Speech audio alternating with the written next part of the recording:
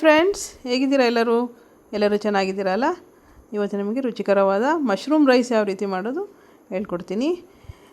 Welcome back to my channel mindful mom kitchen. ನಾನು 2 packet mushroom ತೊಗೊಂಡಿದ್ದೀನಿ.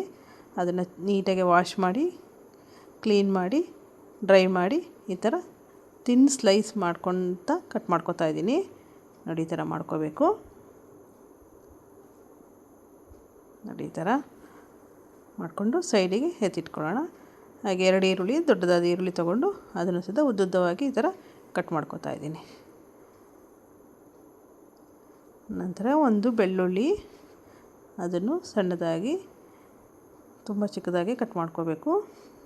ಬೆಳ್ಳುಳ್ಳಿ flavour ತುಂಬ ಚೆನ್ನಾಗಿರುತ್ತೆ. ಈ ಥರ ಸಣ್ಣದಾಗಿ ಕಟ್ ಮಾಡ್ಕೊಳ್ಳೋಣ. ಆನಂತರ ಒಂದು ಕ್ಯಾಪ್ಸಿಕಮ್ ತೊಗೊಂಡಿದ್ದೀನಿ. ಆ ಕ್ಯಾಪ್ಸಿಕಮ್ನ ಈ ಥರ ಸ್ಕ್ವೇರ್ ಆಗಿ ಕಟ್ ಮಾಡ್ಕೊಳ್ಳೋಣ. ನಂತರ ಒಂದು ಮಶ್ರೂಮ್ ರೈಸ್ ಮಾಡಲಿಕ್ಕೆ ನಾನೊಂದು ಡಚ್ ಓವನ್ ಇತ್ತು, ಅದು ತೊಗೊಂಡಿದ್ದೀನಿ. ಯಾವುದಾದ್ರೂ ಪಾತ್ರೆ ತೊಗೊಂಡು ಈಗ ಅದಕ್ಕೆ 2-3 ಟೇಬಲ್ ಸ್ಪೂನಷ್ಟು ಎಣ್ಣೆ ಹಾಕಿ ಈರುಳ್ಳಿ ಕಟ್ ಮಾಡಿದ್ದು ಅದನ್ನು ಚೆನ್ನಾಗಿ ರೋಸ್ಟ್ ಮಾಡ್ಕೋಬೇಕು, ಗೋಲ್ಡನ್ ಬ್ರೌನ್ ಥರ. ಆಮೇಲೆ ಬೆಳ್ಳುಳ್ಳಿ ಕಟ್ ಮಾಡ್ಕೊಂಡಿದ್ದು ಹಾಕ್ಕೊಂಡು ಅದನ್ನು ಗೋಲ್ಡನ್ ಬ್ರೌನ್. ಮತ್ತು ಚಿಲ್ಲಿ ಫ್ಲೇಕ್ಸ್ ತೊಗೊಂಡಿದ್ದೀನಿ, ಗುಂಟೂರು ಚಿಲ್ಲಿ ತೊಗೊಂಡು ಅದನ್ನು ಪುಡಿ ಮಾಡ್ಕೊಂಡಿದ್ದೆ. ನಂತರ ಮಶ್ರೂಮ್ ಕಟ್ ಮಾಡಿದ್ವಲ್ಲ ಅದನ್ನು ಹಾಕಿ ಚೆನ್ನಾಗಿ ಫ್ರೈ ಮಾಡ್ಕೋಬೇಕು. ಅದರಲ್ಲಿರೋ ನೀರಿನ ಅಂಶ ಎಲ್ಲ ಹೋಗಬೇಕು. ಆ ರೀತಿ ಚೆನ್ನಾಗಿ ಫ್ರೈ ಮಾಡ್ಕೊ. ಈಗ ಸ್ವಲ್ಪ ಉಪ್ಪು ಹಾಕ್ಕೊತಾ ಇದ್ದೀನಿ. ಹಾಕ್ಕೊಂಡು ಚೆನ್ನಾಗಿ ಫ್ರೈ ಮಾಡ್ಕೊಳ್ಳೋಣ.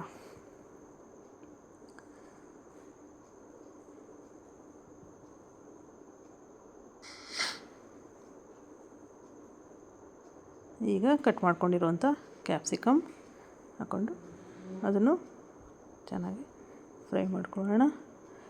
ಫ್ರೆಂಡ್ಸ್, ನನ್ನ ಚಾನಲ್ನ ಸಬ್ಸ್ಕ್ರೈಬ್ ಮಾಡ್ಕೊಂಡಿಲ್ಲ ಅಂದರೆ ಸಬ್ಸ್ಕ್ರೈಬ್ ಮಾಡ್ಕೊಳ್ಳಿ, ಲೈಕ್ ಮಾಡಿ, ಶೇರ್ ಮಾಡಿ ಈ ರೆಸಿಪಿಯನ್ನು.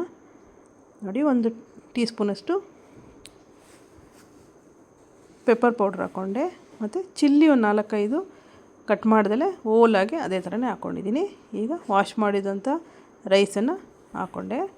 ಈಗ ಇದರಲ್ಲೇ ಚೆನ್ನಾಗಿ ಹುರ್ಕೋಬೇಕು. ನೀರಿನ ಅಂಶ ಎಲ್ಲ ಹೋಗೋ ಥರ ಚೆನ್ನಾಗಿ ಇದರಲ್ಲಿ ಹುರ್ಕೊಳ್ಳಿ. ಈಗ ಇದಕ್ಕೆ ಎಷ್ಟು ಅಕ್ಕಿ ತೊಗೊಂಡಿರ್ತೀವಿ ಅದ್ರ ಡಬ್ಬಲಷ್ಟು ನೀರನ್ನು ಹಾಕ್ಕೊಂಡು ಮಿಕ್ಸ್ ಮಾಡ್ಕೊಳ್ಳಿ.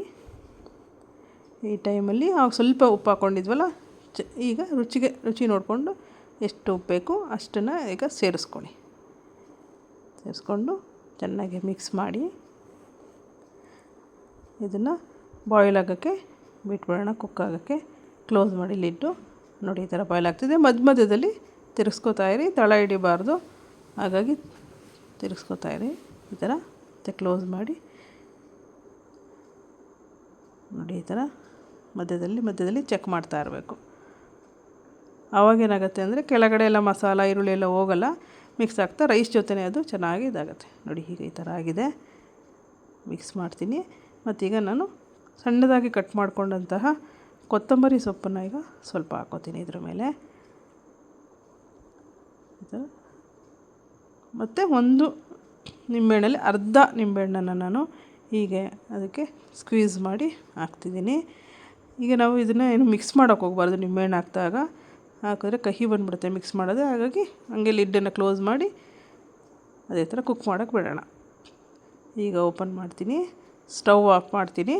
ಈಗ ತಿರುಗಿಸ್ಕೋತೀನಿ. ಅದನ್ನು ತಿರುಗಿಸಿ ಮತ್ತೆ ಅದೇ ಹಬೆಯಲ್ಲಿ, ಈ ಪಾತ್ರೆಯಲ್ಲಿ ಮಾಡೋದ್ರಿಂದ ಈ ಹೀಟ್ ರಿಟೆನ್ಷನ್ ಇರುತ್ತೆ, ಹಾಗಾಗಿ ಅದೇ ಹಬೆಯಲ್ಲಿ ನಾನು ಕ್ಲೋಸ್ ಮಾಡಿ ಒಂದು 5 ಮಿನಿಟ್ಸ್ ಬಿಟ್ಬಿಡ್ತೀನಿ. ನೋಡಿ, ಈಗ ಆಗಿದೆ. ನೋಡಿ, ಈ ಥರ ಆಗಿದೆ ನೀಟಾಗೆ. ಈಗ ಇದನ್ನು ನಾನು ಸರ್ವ್ ಮಾಡ್ಕೊತೀನಿ.